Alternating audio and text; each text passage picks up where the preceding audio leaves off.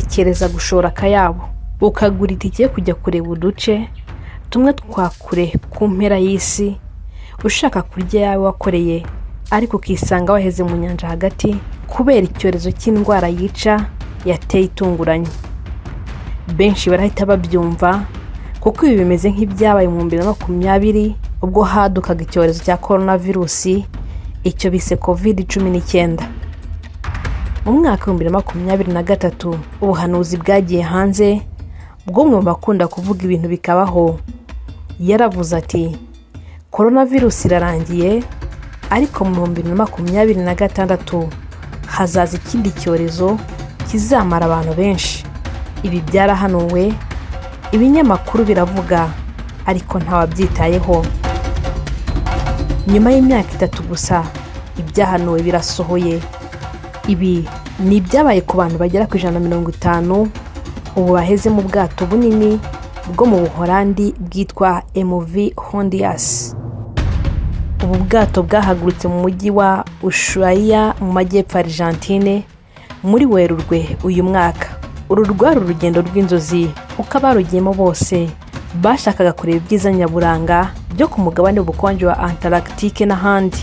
Rutegurwa uru rugendo amatike yaguraga umugabo agasiba undi uko itike yaguraga hagati y'amayero 14,000 n'ibihumbi 22.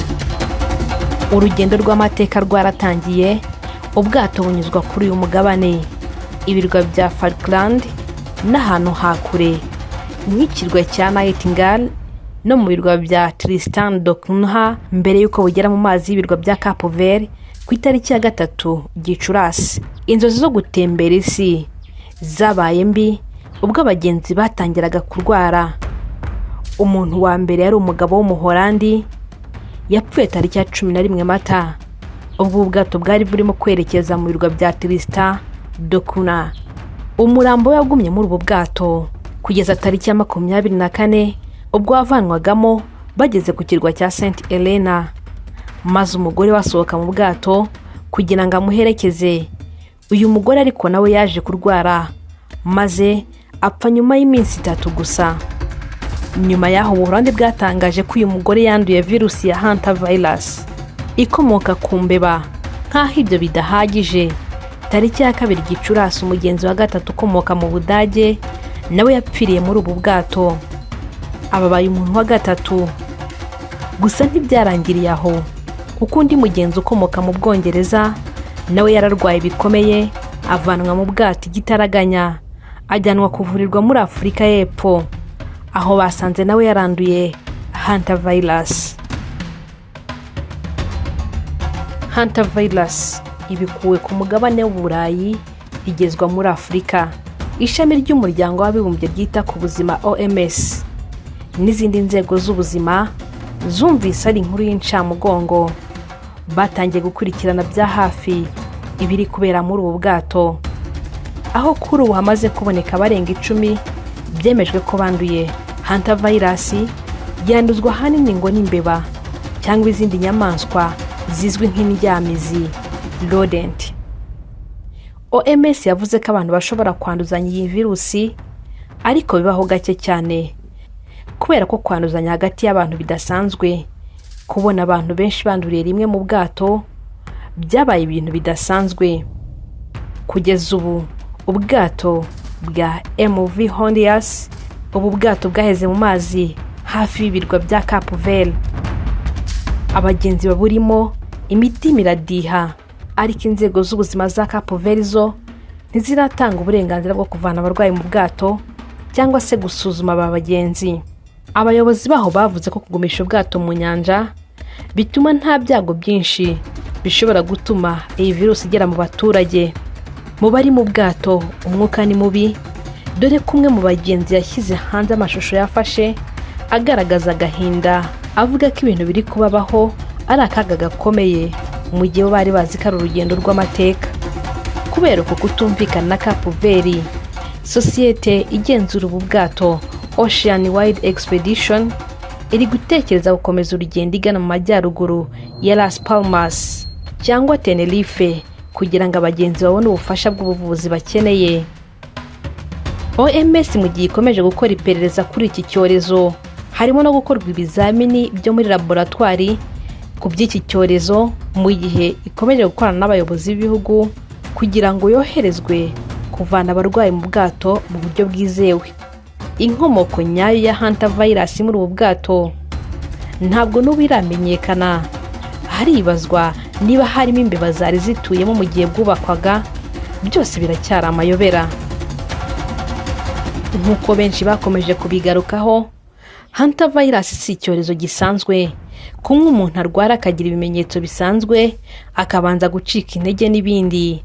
Ahubwo umwihariko wayo ni uko ijya kugaragara bamaze kuremba.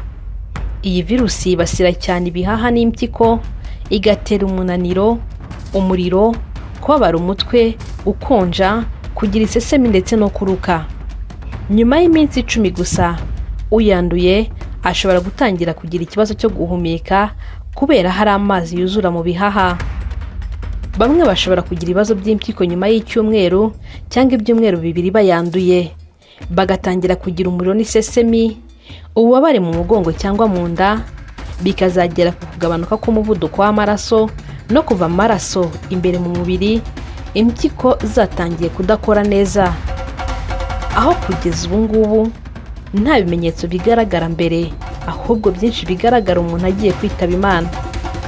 OMS yo ivuga ko kugeza ubu nta muti wihariye uraboneka w'iyi virusi, ahubwo umuntu wayanduye bamusaba kuruhuka, kunywa amazi menshi no gufata imiti igabanya umuriro. Naho ku bafite ikibazo gikomeye cyo guhumeka, bahabwa oxygene yabafasha. Abashakashatsi bakomeje gukora kugira ngo imiti n'inkingo bishobore kuba byaboneka mu gihe cya vuba byo kuyirwanya. Harimo antibodies zagaragaje ubushobozi bwo kugabanya cyangwa se gukumira iyi ndwara mu nyamaswa. Hanta virus imaze kugaragara mu Bwongereza, mu Buholandi ndetse no mu Budage ku mugabane w'Uburayi. Gusa hari n'ubwoba bwinshi bw'uko ishobora kugera muri Leta Zunze Ubumwe za Amerika. Iki cyorezo si bwo bwa mbere kivuzwe, uko cyadutse mu myaka y'1990, ariko ubusanzwe iyi virusi yitiriwe uruzi rwa Hanta River muri Korea y'Epfo, ngo kuko yigeze kwibasira ingabo zigera ku 3,000 mu ntambara ya Korea zombi hagati y'u myaka y'1950 n'1953. Iyi virusi ikwirakwizwa n'imbeba, ngiyi ikwirakwiza binyuze mu nkari zazo, amacandwe cyangwa umwanda wazo. Iyo byumye bikaguruka mu kirere maze abantu bakabihumeka. Nubwo Hanta virus yagaragaye ku mugabane wa Aziya ndetse no mu Burayi mu myaka 100 ishize, Hanta virus yamenyekanye cyane nka virusi itera indwara zikomeye mu myaka y'1990. Mu 1996 iyi virusi yagaragaye mu gihugu cya Argentine. Imbeba zakozwemo umukwabu, mu mbeba zafashwe imbeba y'impongo byagaragaye ko ari ifite ubwoko bwa Hanta virus butamenyekanye, kubera ko imbeba y'impongo ngo ikunze kuba hafi y'abantu bo mu cyaro no mu bigega, mu biti no mu ngo z'abantu. Abashakashatsi baketse ko ishobora kwanduza abantu virusi. Imbeba zigera kuri 30% zarapimwe zerekana ko zifite ibimenyetso bya Hanta virus. Reka tuze mu myaka ya vuba aha.